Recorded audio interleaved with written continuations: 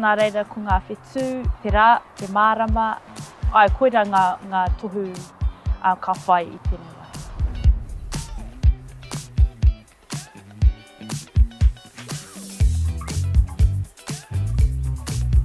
Ko tā mātou hei ako mea hei whakamātou hia, kei hia ka whiti mai ngā whetū.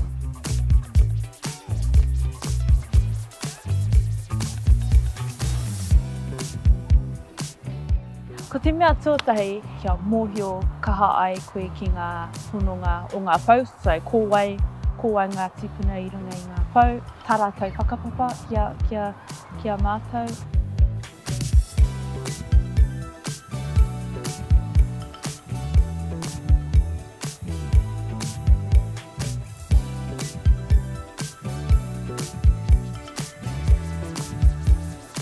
Kore 32 ngā pau i tēnei kāpahi whetū.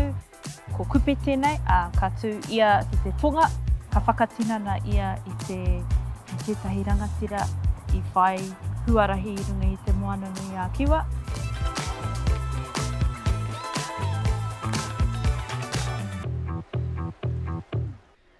Nau mai haere mai ki tēnei waka o tātou te matawa Māui.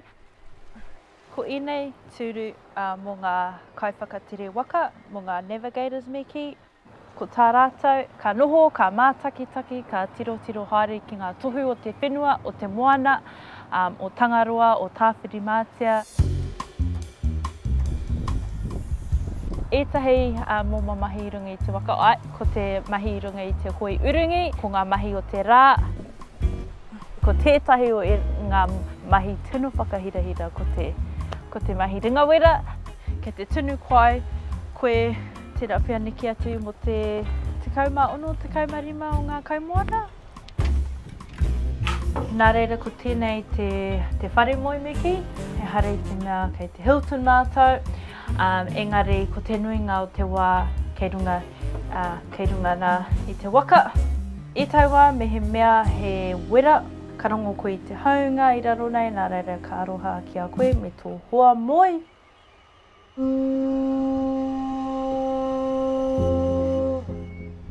Nā reira, ko tētahi o ngā wāhi kua whakatere waka ki Rēkohu, ki te whare kauri, tatangia ki te whārā i whakatere waka. Ko tētahi ua-uatanga, ko te whai moi, he wahine hia moi ahau i ngā wā katoa. Kia kaua e mataku ki te haramai, ki te waka, ki te ako i nei mō āhuatanga.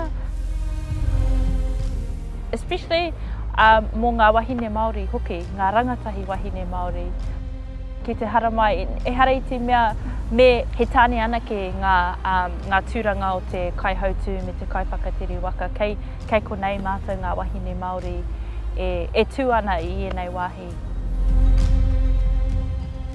He hira te mahi whakatere waka no te mea, he mātou ranga tuku iho ki a mātou, ngā rangatira o tēnei o a popo engari, o tātou hei whakaako i ngā tipuranga kei te haramai, ko tērā te mea nui. I hara i te mea he mātou ranga hau engari, he mātou ranga kei roto i a mātou anō. Ai ki te spark me ki i tērā ahi.